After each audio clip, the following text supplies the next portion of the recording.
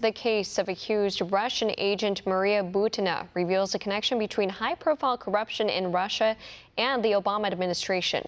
One America's Kristian Rouz explains. The U.S. grand jury indicts Maria Butina as a Russian spy, and the mainstream media gladly embark on another round of partisan attacks against President Trump. Prosecutors say Butina attempted to establish ties with the NRA and top Republican officials. But the real story behind Butina's activities in the U.S. is more challenging and exciting than just another spy scandal. I'm a representative of Russian Federation here, and I am a chairman of the Right to Bear Arms. It's a Russian non-profit organization. There are two sides to this story. In the US, the arrest of Butina is seen as an attempt to protect the Russia probe, giving the public something that connects top Republican officials to Russian agents. But a new Reuters report found back in 2015 Butina met with top Obama officials, including then Treasury Undersecretary Nathan Sheets and Stanley Fischer, who was Fed vice chairman at the time. What they discussed is unknown, but Butina's public statements at the time point to her high interest in sanctions against corrupt Russian officials and oligarchs imposed under the 2012 Magnitsky Act. What will be your foreign politics, especially in the relationships with my country?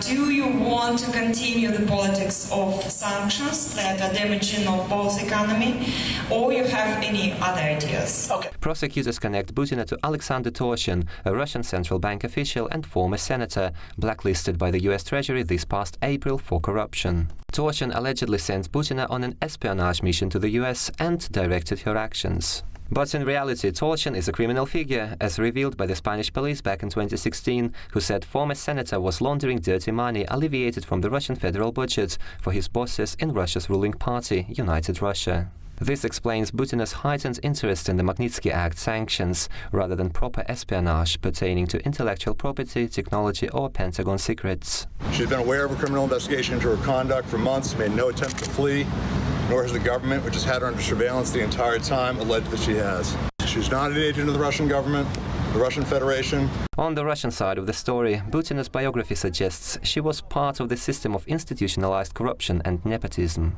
At age 21, she ran her own business empire, and at age 22, Butina became a confidant to Senator Torshin, a stunning rise for a young woman from a little-known Siberian town.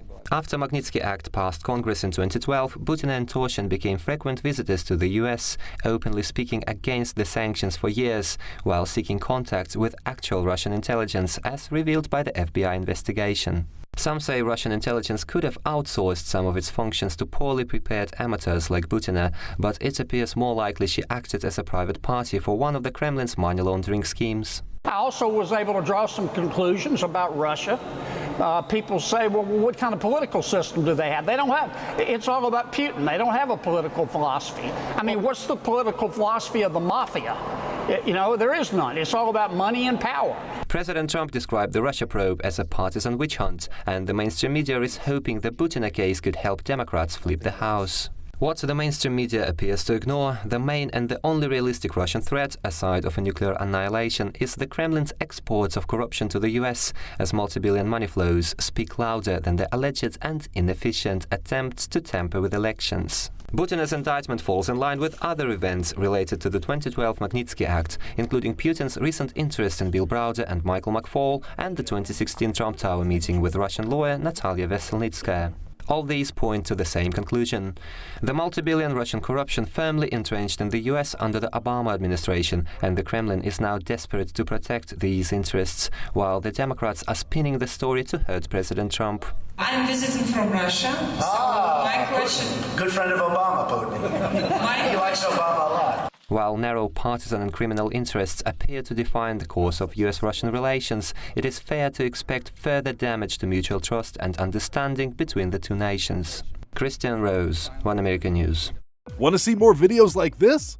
Click on the link below and subscribe to One American News on YouTube, and call your cable provider and kindly demand that One American News is added to your lineup. Call and subscribe today.